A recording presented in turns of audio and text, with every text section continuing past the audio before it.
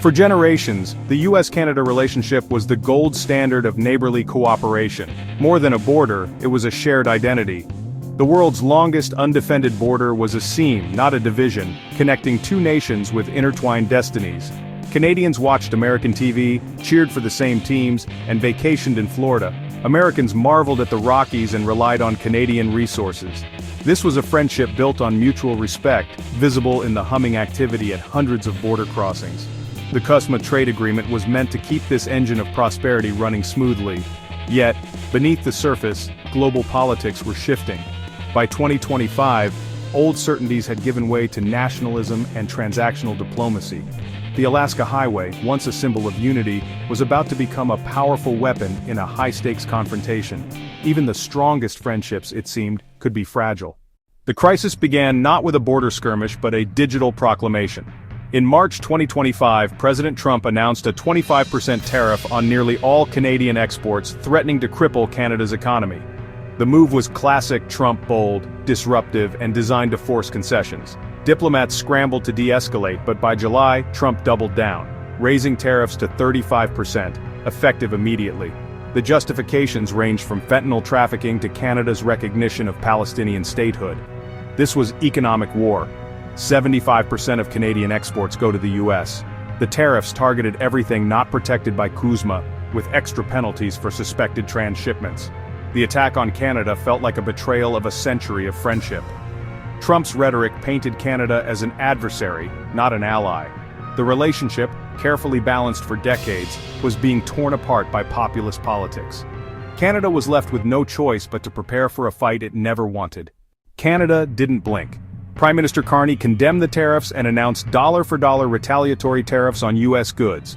But the boldest move came from British Columbia, the Economic Stabilization Tariff Response Act.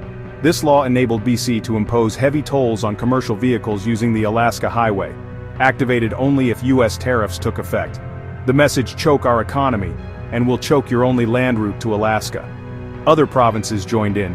Yukon banned US alcohol. Ontario slapped surcharges on electricity exports.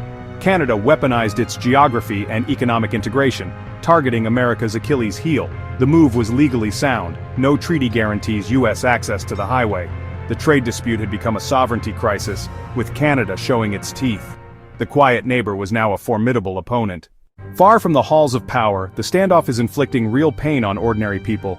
For truckers like Dave Miller, a $1,000 toll on the Alaska Highway could wipe out his livelihood. In Alaska, grocery store owners like Maria Sanchez fear empty shelves and unaffordable prices as supply chains falter. The crisis threatens to send the cost of living in Alaska soaring. In Skagway, shop owners brace for a disastrous tourist season as cruise ship routes are disrupted. U.S. maritime law requires foreign-flagged ships to stop in Canada. Now even tourism is at risk. In British Columbia, tour operators see cancellations pile up as cross-border tension grows. The crisis has poisoned the goodwill that once defined the border. Families with relatives on both sides are caught in the middle, watching helplessly. The standoff is no longer an abstract debate, it's daily fear and uncertainty for millions. The economic and emotional toll is mounting. The friendship that once seemed unbreakable is now a casualty of political games. Ordinary people are paying the price. At the heart of the crisis is a legal reality. Canada controls the Alaska Highway. No treaty guarantees U.S. access. The road runs through sovereign Canadian territory. The U.S. State Department quietly admits it has no legal recourse. Canada's Economic Stabilization Tariff Response Act is temporary and retaliatory, not an act of aggression. The absence of a formal access treaty, once irrelevant, is now America's glaring vulnerability.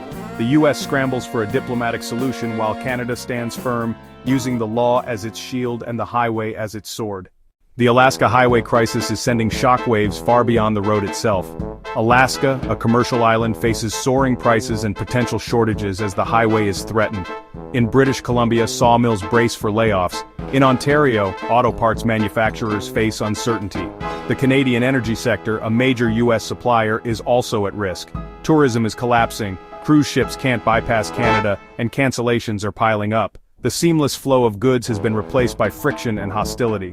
Businesses that once thrived on cross-border trade now face tariffs, surcharges, and chaos. The ripple effects are turning a political dispute into a widespread economic calamity. As of August 1, 2025, the standoff remains unresolved. U.S. tariffs are in effect. Canada's countermeasures, including highway tolls, are ready. Diplomats scramble for a compromise, but trust is shattered.